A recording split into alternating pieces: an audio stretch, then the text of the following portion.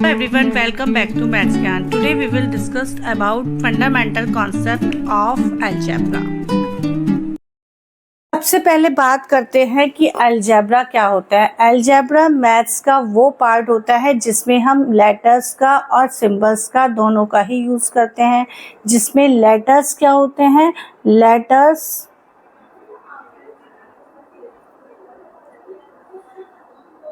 Letters होते हैं like जैसे A, B, C, X, Y, Z and so on. मतलब हम कोई भी लेटर का यूज़ कर सकते हैं, ठीक है। और ये लेटर्स की जो वैल्यू होती है वो चेंज हो सकती है, मतलब उसकी प्लेस पर हम कुछ भी नंबर लिख सकते हैं, ये चेंज हो सकती हैं। ए की वैल्यू 2 भी हो सकती है, 3 भी हो सकती है, 1.5 भी हो सकती है, मतलब डेसिमल नंबर भी हो सकता है, कोई भी निगेटिव इंटीजर हो सकता है, XYZ कुछ भी इनकी वैल्यू हो सकती है।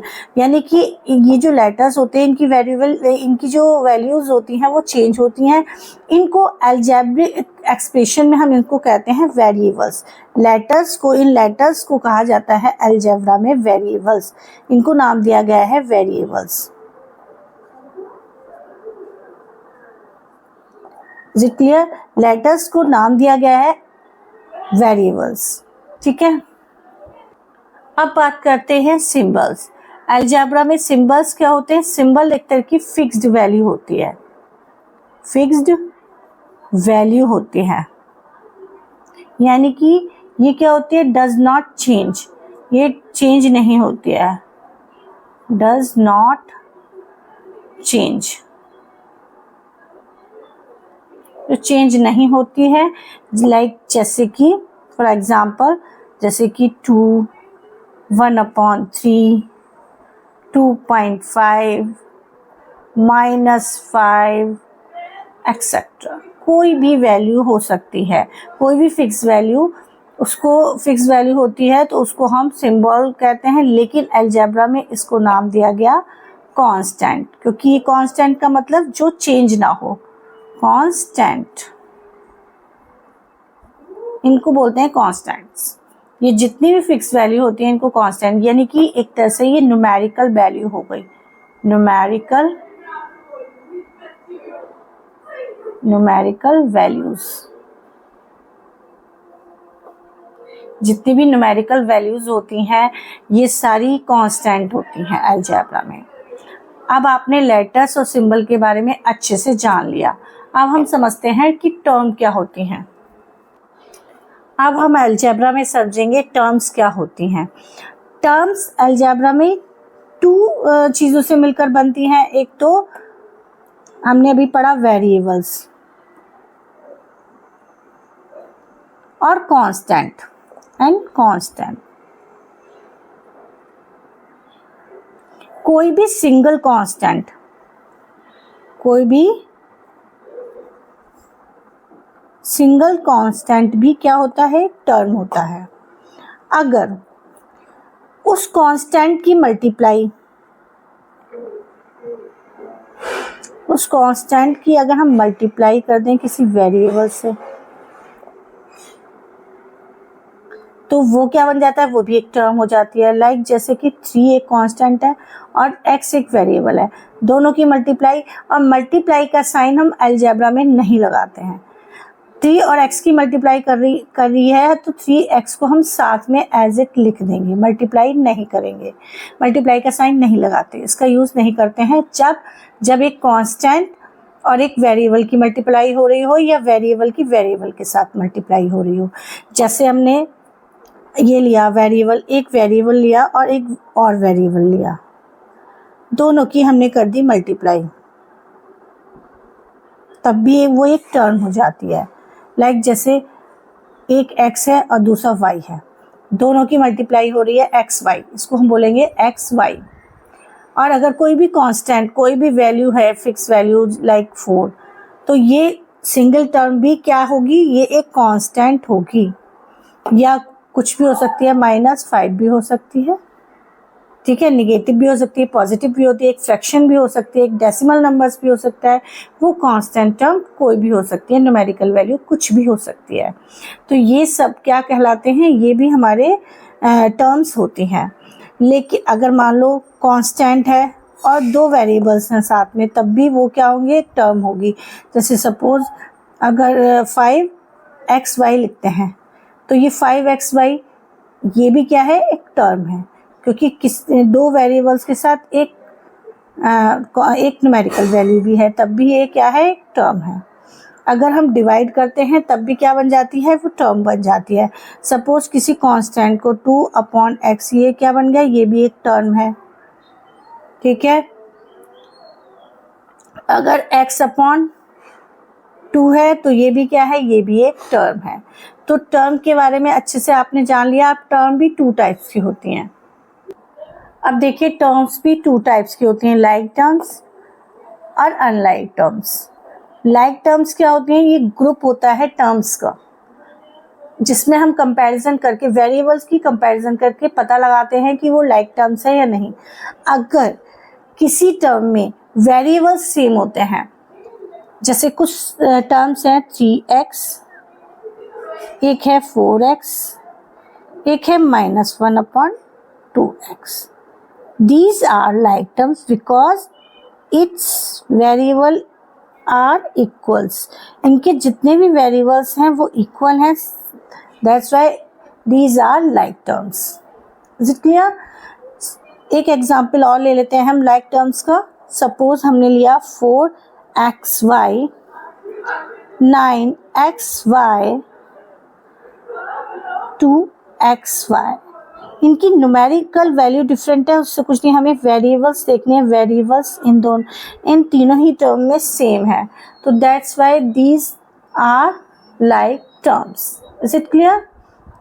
आप देखिए अनलाइक टर्म्स। अनलाइक टर्म्स क्या होती हैं, जिनके वेरिएबल डिफरेंट होते हैं। सपोज एक 3x हो गया, एक हो गया 4x² और एक हो गया 9x³। तो दीज आर अनलाइक टर्म्स, क्योंकि इनकी वेरिएबल डिफरेंट है।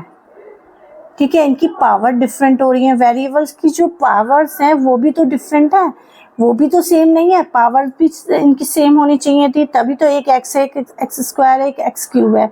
वेरिएबल की पावर भी अगर डिफरेंट है तो वो क्या हो जाएंगे, वो आपके अनलाइक टर्म्स हो जाएंगे। सपोज अगर एक तो है 3xy और एक है 9x²y, तब भी ये वेरिएबल देखिए, यहाँ x और यहाँ x² है, तो यहाँ y है, यहाँ y है, सब सेम है। वेरिएबल y और y तो सेम है, पर x डिफरेंट है। तो इसीलिए ये टर्म्स क्या कहलाएंगी, अनलाइक टर्म्स। और लाइक टर्म्स के बारे में एक बात और है कि होती हैं, हम इनको ईजिली ऐड या सब्ट्रैक्ट कर सकते हैं। जैसे 3x में अगर हम कहें कि 4x को ऐड करो, तो हम जो इनकी न्यूमेरिकल्स वैल्यू हैं इनको आपस में सिंपली ऐड कर दें। लेकिन अगर हमसे कहा जाए कि 3x में से आप 3x में 4x² ऐड करो, तब हम नहीं ऐड कर सकते। जब इनकी वेरिएबल डिफरेंट होते हैं तब इनको ऐड सब्ट्रैक्ट नहीं कर सकते। Is it clear? अब हमने अलजेब्रा में वेरिएबल्स को समझा, कांस्टेंट टर्म्स को समझा और टर्म्स के टाइप्स को समझा। अब इन टर्म्स को जब हम बहुत सारे ऑपरेशंस को ऐड करके, अब ऑपरेशन से मतलब डॉक्टर वाला ऑपरेशन नहीं है, मैथमेटिकली टर्म्स होती है ऑपरेशंस। ऑपरेशंस का मीन्स होता है कि मल्टीपल साइन जिसमें यूज़ होते हैं, like plus, minus, multiply, divide. ये मल्टीपल साइन वाले अगर साइन जिस एक्सप्रेशन में यूज़ होते हैं उसे हम ऑपरेशंस कहते हैं। ठीक है, तो ये जो टर्म्स होती हैं अलजेब्रा में, जो टर्म्स होती हैं वो प्लस और माइनस से कनेक्ट होती हैं, और इनको प्लस और माइनस से कनेक्ट करने के बाद जो एक्सप्रेशन बनता है, प्लस और माइनस से हम कनेक्ट करते हैं टर्म्स को, तब एक एक्सप्रेशन बनता है, उसे ही हम अलजेब्रिक एक्सप्रेशन कहते हैं। लाइक जैसे कि 3x² - 5x/ + 4 is called algebraic expression. इसमें ये अलग अलग टर्म्स हैं, ये अलग अलग टर्म्स हैं। कितनी टर्म्स हैं, how many terms in this algebraic expression?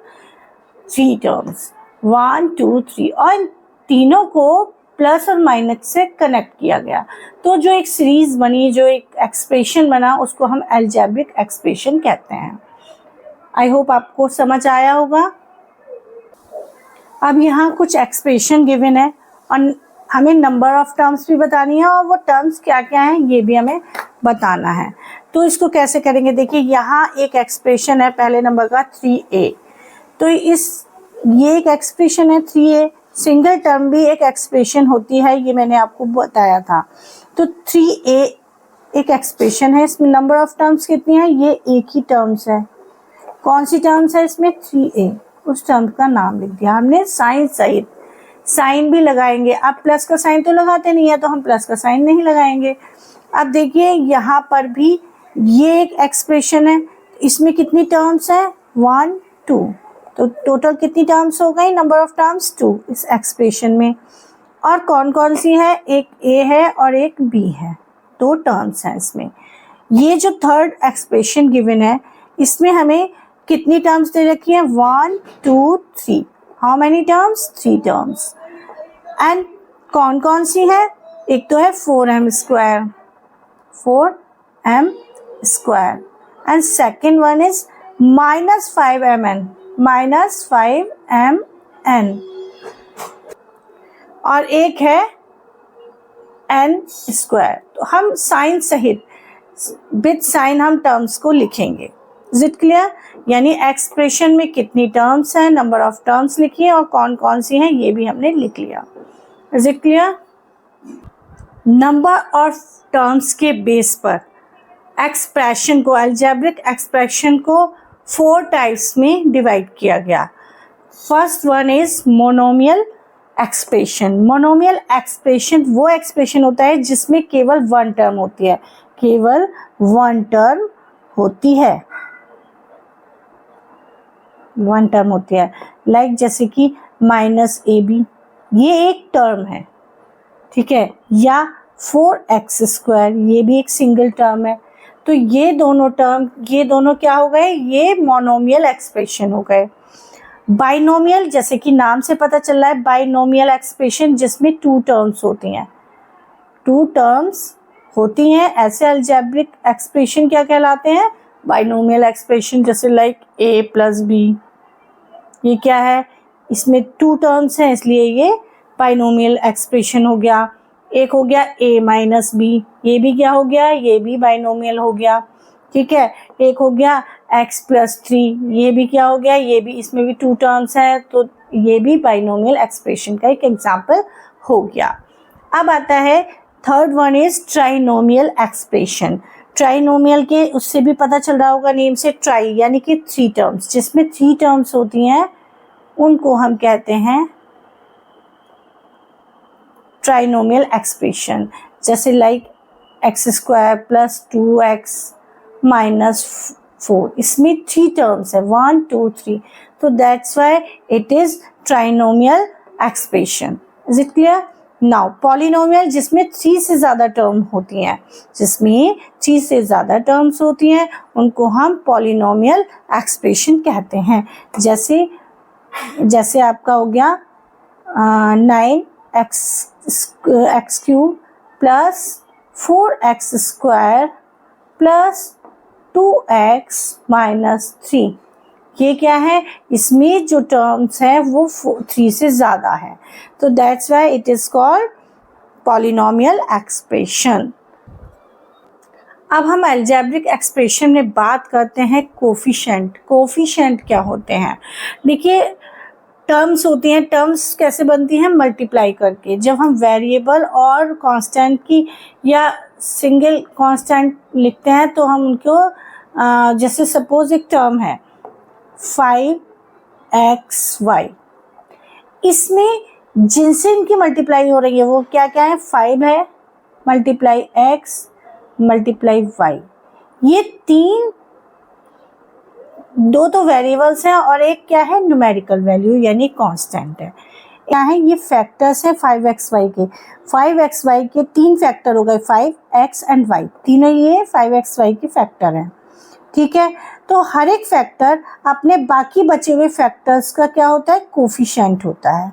अगर मैं आपसे पूछूं कि ये जो टर्म है 5xy, इसमें y का कोफिशिएंट बताइए, तो y के अलावा जितने भी फैक्टर्स होंगे बचे हुए वो y के कोफिशिएंट होंगे।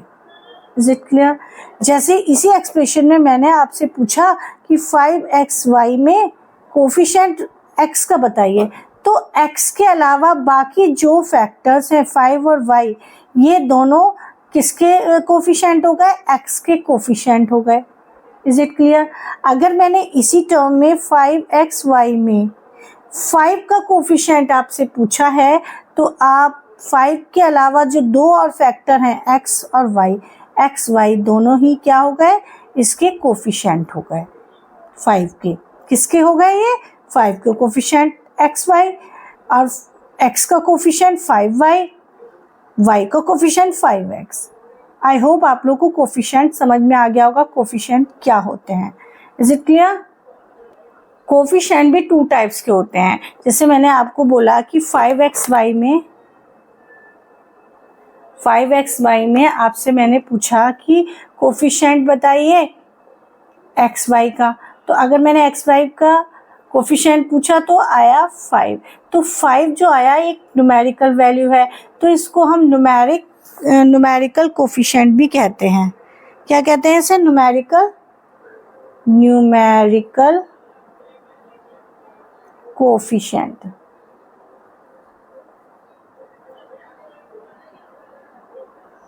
इसको हम न्यूमेरिकल कोफिशिएंट कहेंगे। अगर मैंने आपसे 5 का कोफिशिएंट पूछा, 5xy में 5 का कोफिशिएंट पूछा, तो आया xy। तो ये क्या हो गया, क्योंकि ये लेटर है इसलिए लिटरल कोफिशिएंट।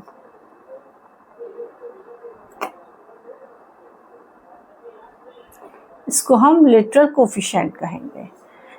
क्लास में हमने सीखा कांस्टेंट के बारे में कि what is the constant, constant क्या होते हैं, वेरिएबल्स क्या होते हैं, टर्म्स क्या होती हैं और कितने टाइप की होती हैं, लाइक टर्म्स, अनलाइक टर्म्स। और इन टर्म्स को प्लस और माइनस की हेल्प से कनेक्ट करके जो एक एक्सप्रेशन बनता है वो एक अलजेब्रिक एक्सप्रेशन होता है। और नंबर ऑफ टर्म्स की बेस पर ही पॉलिनोमियल को अलजेब्रिक एक्सप्रेशन को 4 टाइप में डिस्ट्रीब्यूट किया गया। First one is monomial, second one is binomial, third one is trinomial and fourth one is polynomial। और फिर हमने कोफिशिएंट के बारे में भी जाना कि कोफिशिएंट क्या होते हैं और वो कितने टाइप के होते हैं, numerical coefficient and literal coefficient. I hope आपको मेरा वीडियो पसंद आया होगा, आपके लिए हेल्पफुल रहा होगा। तो मेरे वीडियो को लाइक, शेयर और सब्सक्राइब करना ना भूलें। अगर आप मेरे वीडियो पर नए हैं तो मेरे वीडियो को सब्सक्राइब जरूर करें, साथ ही बेल आइकन भी जरूर दबाएं। मिलते हैं अपने नेक्स्ट वीडियो में, तब तक के लिए टेक केयर एंड बाय।